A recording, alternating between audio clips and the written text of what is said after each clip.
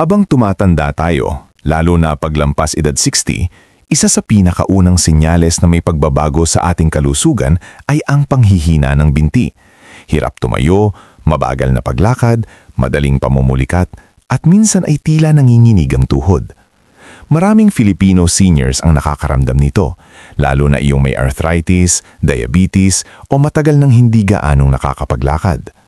Pero alam mo ba na ayon sa ilang pag-aaral, kabilang ang research mula sa Journal of Nutrition at Harvard Health, may ilang pagkain na kayang pabilisin ang muscle recovery at magbalik ng lakas sa binti sa loob lamang ng 12 to 24 hours, basta't ito'y bahagi ng tamang nutrisyon at may banayad na pag-eehersisyo.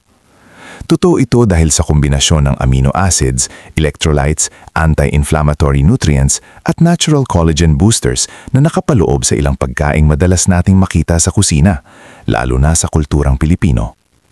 Marami na ring lolo at lola sa Pilipinas ang nagsabing lumakas ulit ang aking katawan matapos baguhin ang kanilang pagkain. Halimbawa, si Mang Rudy, 72 anyos mula sa Batangas. Dati raw hirap tumayo pag umaga. Ngulit matapos sundin ang diet na ire-recommend natin ngayon, ay unti-unting nagbalik ang tibay ng kanyang tuhod at binti. Kaya ngayong video, ibabahagi natin ang 6 food na clinically supported, madaling hanapin sa palengke, mura at masarap. Hindi ito magic, ito ay science plus tamang pagkain plus tamang timing.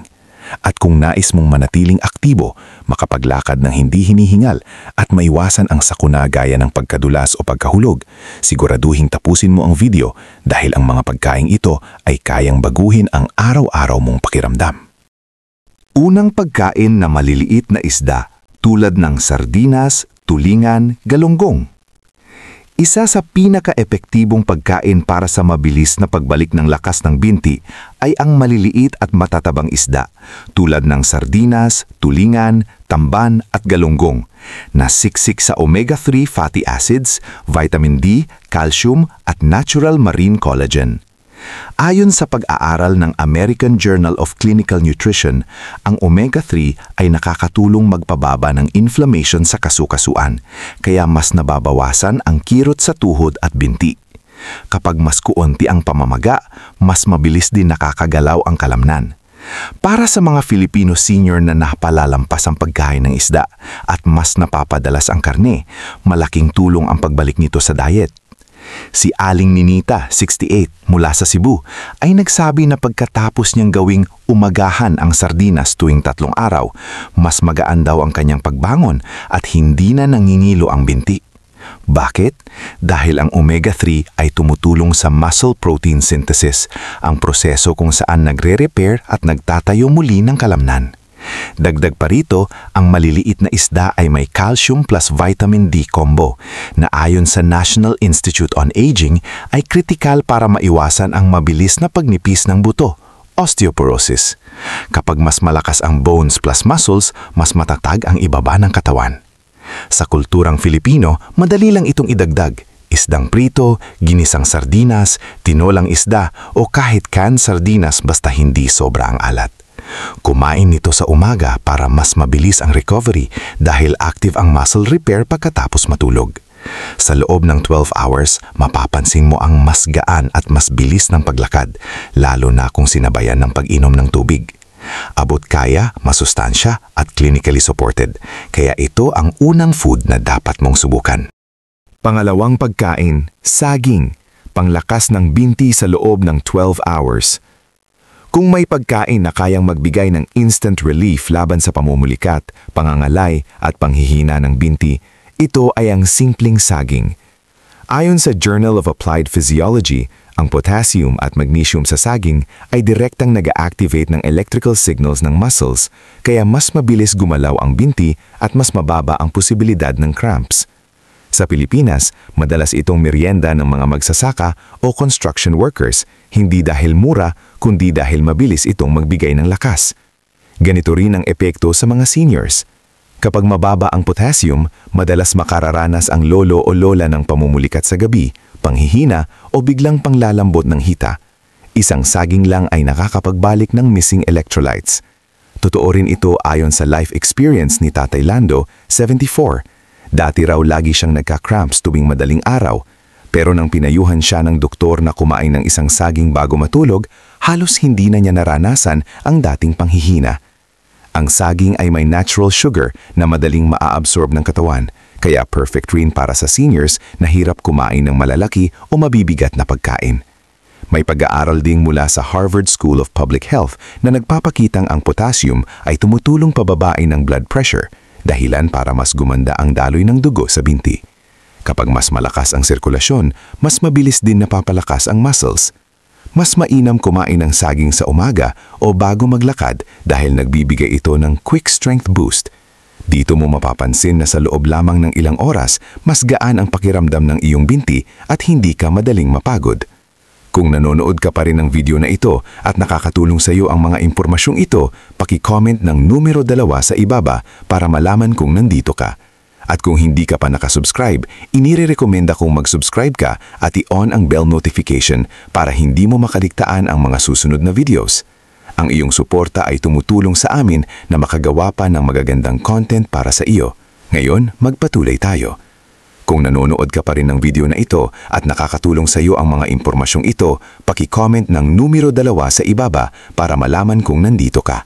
At kung hindi ka pa nakasubscribe, inirerekomenda kong mag-subscribe ka at i-on ang bell notification para hindi mo makaligtaan ang mga susunod na videos. Ang iyong suporta ay tumutulong sa amin na makagawa pa ng magagandang content para sa iyo. Ngayon, magpatuloy tayo. Pangatlong pagkain, mani, kasoy at walnut, collagen at muscle repair boosters. Hindi lang pampatalino ang mani, kundi isa rin itong makapangyarihang pagkain para sa muscle repair at collagen support, lalo na para sa mga senior. Ayon sa mga pag-aaral na inilathala sa Journal of Nutrition and Healthy Aging, ang regular na pagkain ng nuts ay may kaugnayan sa mas mabuting muscle function, mas mababang pamamaga at mas mabagal na paghina ng lakas ng katawan habang tatanda. Ang mani, kasoy at walnut ay mayaman sa high-quality protein, healthy fats, vitamin E, magnesium at mahahalagang amino acids tulad ng lysine at proline na kailangan ng katawan sa natural na paggawa ng collagen. Ang collagen ay mahalaga sa lakas ng kalamnan, litid, kasukasuan at buto, kaya critical ito para sa mga senior na madalas makaranas ng panhihina ng binti at pananakit ng tuhod. Para sa mga may arthritis, pamamanhid ng paa o madaling mangalay, malaking tulong ang nuts dahil nakakabawas ito ng oxidative stress na ayon sa pananaliksik ay isa sa pangunahing sanhi ng muscle degeneration at nerve discomfort sa pagtanda. Sinusuportahan din ng Cleveland Clinic ang benepisyong ito dahil ang vitamin E sa nuts ay tumutulong protektahan ang muscle cells laban sa damage at inflammation, kaya mas mabilis ang recovery pagkatapos maglakad o kumilos. Maraming Filipino senior ang nakakapansin ng pagbabago sa kanilang pang-araw-araw na galaw. Halimbawa, si Lola Viring ng Pampanga, 70 anyos, ay dating hirap umakyat ng hagdan at madalas sumakit ang tuhod. Nang gawing regular na merienda ang isang dakot ng roasted mani tuwing hapon, unti-unti niyang napansin na mas gumagaan ang pakiramdam ng kanyang mga binti at mas may sigla na ang kanyang lakad. Isa pang bentahe ng nuts ay madali itong kainin, maliit ang serving at hindi mabigat sa tiyan, angkop para sa mga may problema sa ngipin o ayaw ng mabibigat na pagkain. Piliin lamang ang unsalted upang maiwasan ng sobrang sodium. Maaari itong kainin bilang merienda, ihalo sa oatmeal o idagdag sa lugaw. Inirerekomenda ang isang maliit na dakot bawat araw. Sa loob ng 12 to 24 hours, maraming senior ang nakakapansin ng mas magaan na galaw, mas konting kirot at mas madaling pagbangon mula sa pagkakaupo. Pang-apat na pagkain, lugaw o oatmeal, energy plus leg stability food. Ang malagkit at oatmeal ay hindi lang basta pagkain pampabusog. Ito ay mahalagang pinagkukunan ng pangmatagalang lakas at tibay ng binti, lalo na para sa mga senior. Sa kulturang Pilipino, sanay tayo sa suman, biko, champurado at lugaw. Ngulit ayon sa mga pag-aaral, may mas malalim na benepisyo ang mga pagkain ito. Ang malagkit at oatmeal ay may slow-release carbohydrates. Ibig sabihin ay dahan-dahan ang paglabas ng enerhiya sa dugo, kaya tuloy-tuloy ang lakas ng muscles buong araw. Ayon sa American Geriatric Society, ang kakulangan sa sapat na carbohydrate sa matatanda ay nagdudulot ng panghihina ng kalamnan, kawalan ng balanse at mas mataas na panganib ng pagkadulas o pagkahulog. Mayaman din ang malagkit at oatmeal sa fiber, magnesium at B vitamins na mahalaga sa tamang pag-contract at pag-relax ng muscles. Ang magnesium ay tumutulong laban sa pamumulikat, habang ang B vitamins ay sumusuporta sa nerve signals papunta sa binti. Dahil mabagal silang tunawin, hindi bigla ang pagtaas at pagbaba ng blood sugar, hindi tulad ng sobrang puting kanin o matatamis na pagkain. Ito ang dahilan kung bakit mas steady ang lakas at mas kontrolado ang galaw ng binti. Maraming nakatatandang Pilipino sa probinsya ang nagsasabing mas matatag ang tuhod kapag lugaw o oatmeal ang almusal. Halimbawa, si Lola Marites, 76, taga-Tagula, ay dating madaling mapagod at manghina bandang tanghali.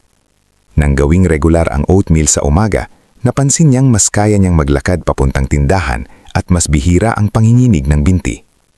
Sinusuportahan ito ng National Institutes of Health na nagsasabing ang stable blood glucose levels ay mahalaga sa muscle endurance, lalo na sa lower limbs ng mga senior. Mainam ang oatmeal dahil madaling nguyain at tunawin at pwedeng dagdagan ng saging, mani o kaunting gatas para sa mas kumpletong nutrisyon. Iwasan lamang ang sobrang asukal. Kung masanay ka sa malagkit o suman, pwede rin ito basta katamtaman ang dami. Sa loob lamang ng ilang oras matapos kumain, marami ang nakakapangsin na mas hindi nangingilo at mas matatag ang binti habang naglalakad at kumikilos araw-araw. Kung nanonood ka pa rin ng video na ito at nakakatulong sa iyo ang mga impormasyong ito, paki-comment ng numero 4 sa ibaba para malaman kung nandito ka.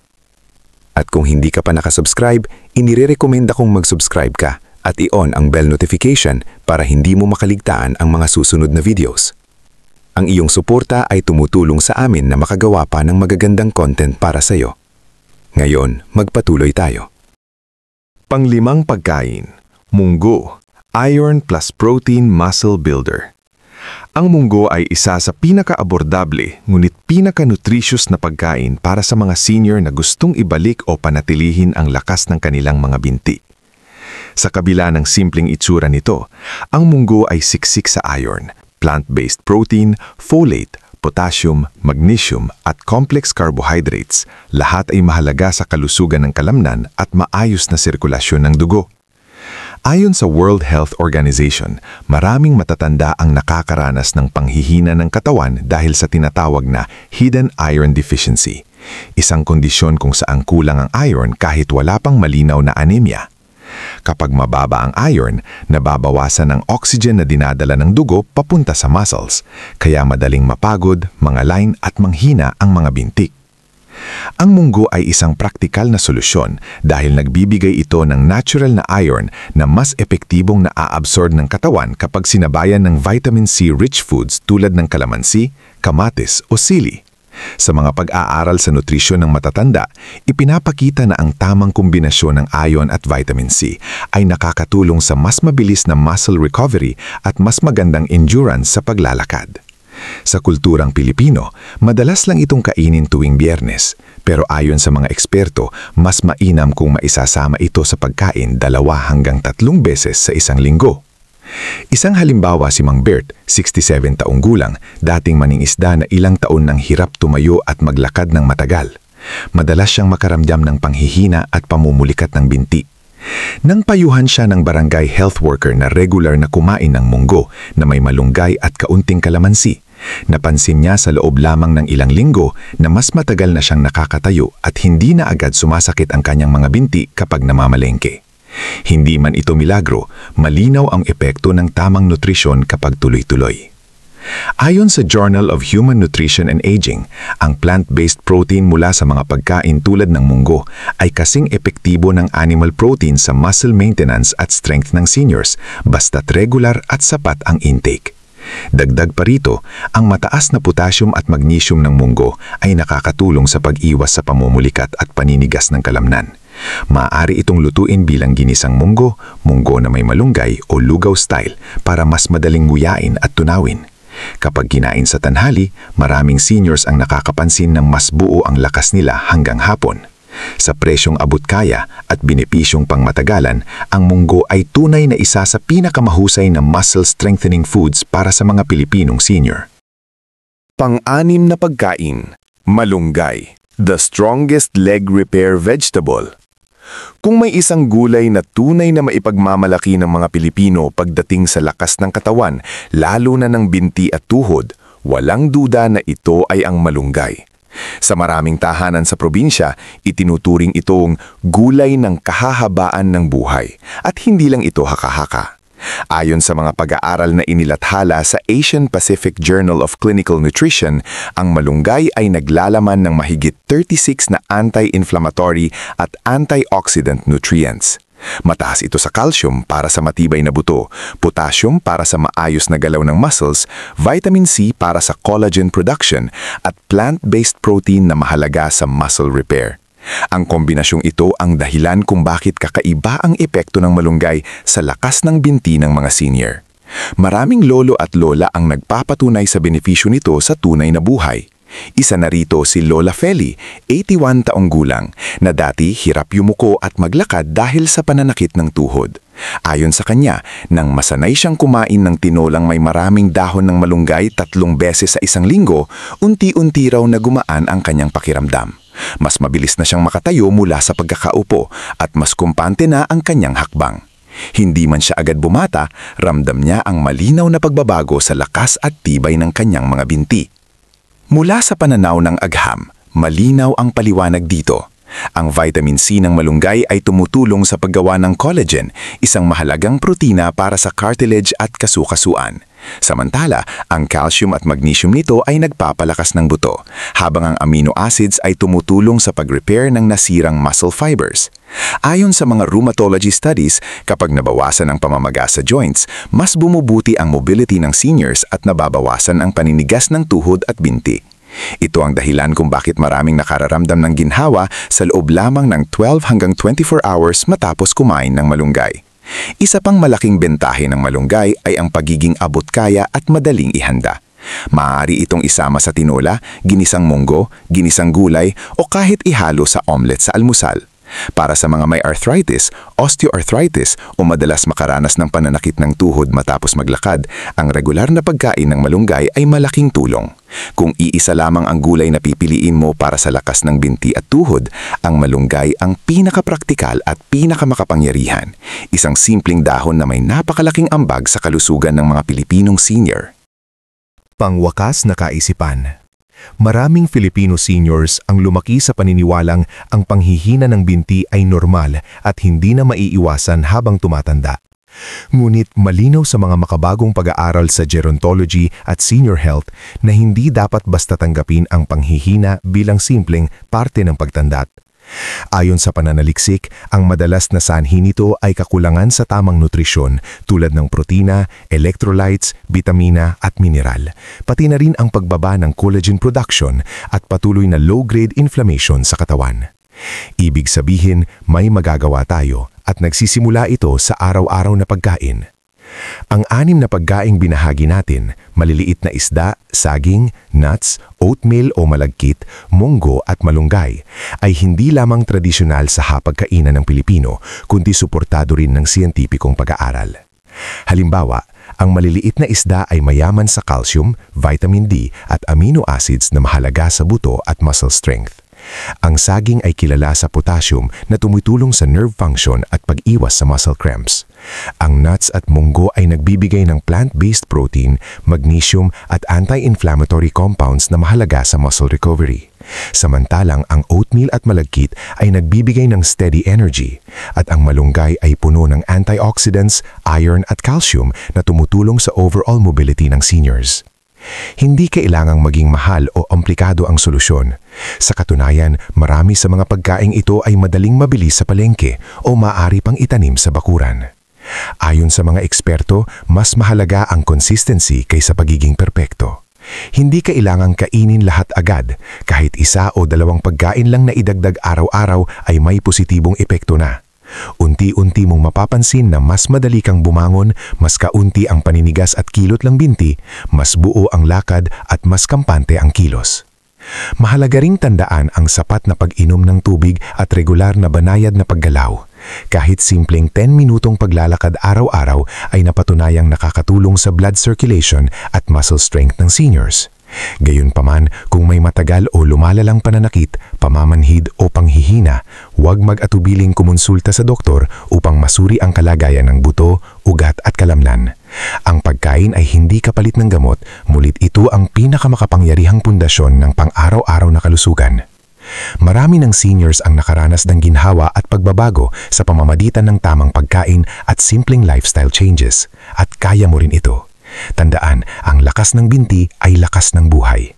Ito ang nagbibigay sa atin ng kalayaan na kumilos, makapamasyal, makapaglingkod sa pamilya at masiyahan sa bawat araw.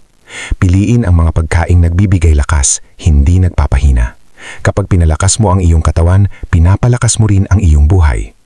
Kung nagustuhan mo ang video na ito at nakatulong ito sa iyo, mangyaring i-like, mag-subscribe at i-share. Ang inyong suporta ang nagbibigay inspirasyon sa amin na patuloy na gumawa ng makabuluhan at kapaki-pakinabang na content para sa inyong kalusugan. Maraming salamat sa panonood at magkita-kita tayo sa susunod na video.